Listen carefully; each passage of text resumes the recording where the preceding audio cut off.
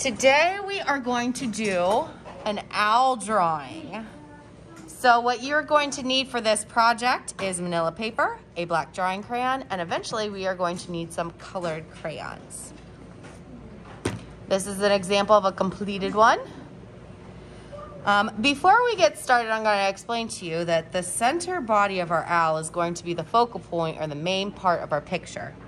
So you can see that there is this rectangle right in the center of our paper. That is going to be the first thing that we draw, even before we put our name on here. Let's talk about drawing that rectangle over here. Is this a good size for the body of my owl? No, it's too small. I wouldn't fit anything on it.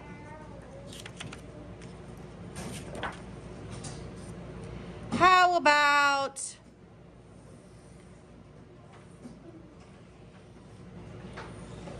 this? Nope, it's too big. I wouldn't have room for anything around it.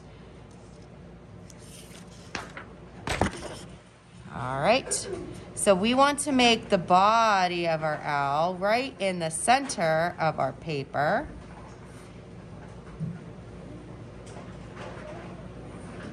Leaving room to draw around the outside. All right. Once we have the body drawn, we're going to draw the crown of our owl. So an upside down, or I'm sorry, a V. Kind of looks like an envelope. And we're going to draw the eyes of our owl. Half circles. And a circle around it.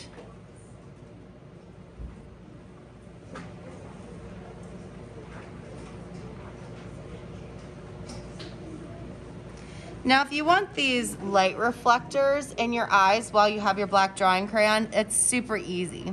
You're gonna draw what I like to call my little jelly bean somewhere in my eye, making sure that if they're on the right side, they're both on the right side, or if they're looking down, they're both looking down. If not, you're gonna look a little crazy.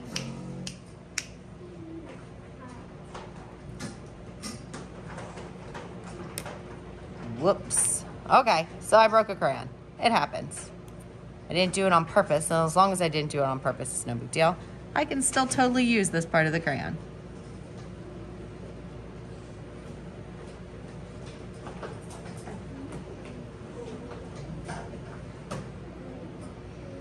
All right. So now I have my eyes. I'm gonna do an upside down V for the beak. I'm going to give my owl some wings by doing a half oval on this side and a half oval on this side.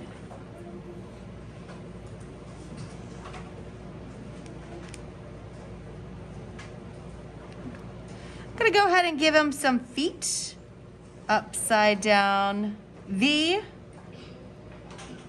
with two little lines.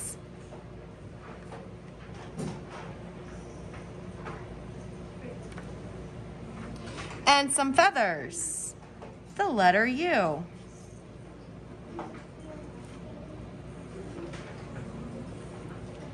Now we have a super magical owl that is neither flying or sitting on anything. He's just kind of like floating in the middle of the air. Let's make sure it looks like he's sitting on something. So I'm gonna put a line behind my owl, behind the booty of my owl. And a line below my owl. That's going to be a branch. And I'm gonna go ahead and put some skinny rectangles off of that branch.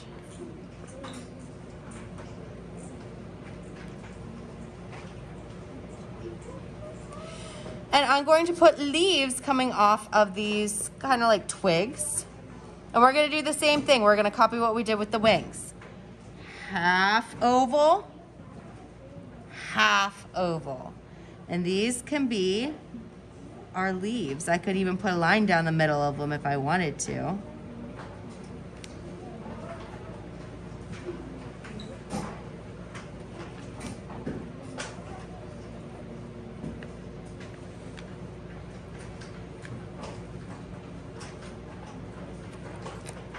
Right? Now owls come out at night. Does anybody know what it means for animals to come out at night and not during the day? Does anybody know that? Speak really loud. Nocturnal. Nocturnal. It means they're nocturnal. That means they're nighttime animals. So I'm going to put, is it an emergency? I am going to put a moon in my background. So lightly, lightly, lightly with my crayon, I'm going to draw a circle. And then I'm going to draw around almost all of my circle, but leave a little space. So it looks like a letter C. And then I'm going to put another baby letter C on the inside for my moon. Let's put some nighttime clouds in here. Super easy. Flat bottom and slightly bumpy top. Maybe they run off the paper.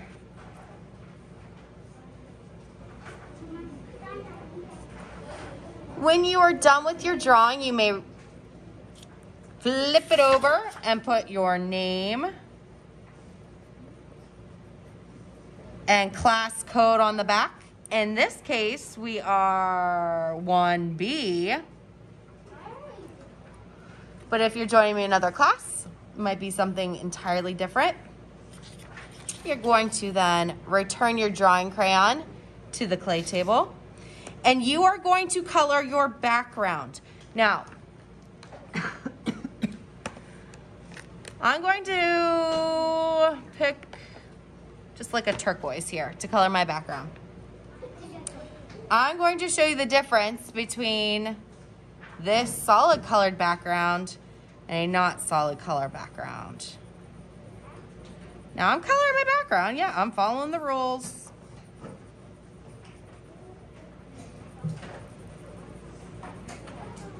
Do you see the difference between this and this? This is solid. I can't see paper through it. This kind of looks like scribble coloring. You want to take your time. Fill everything in.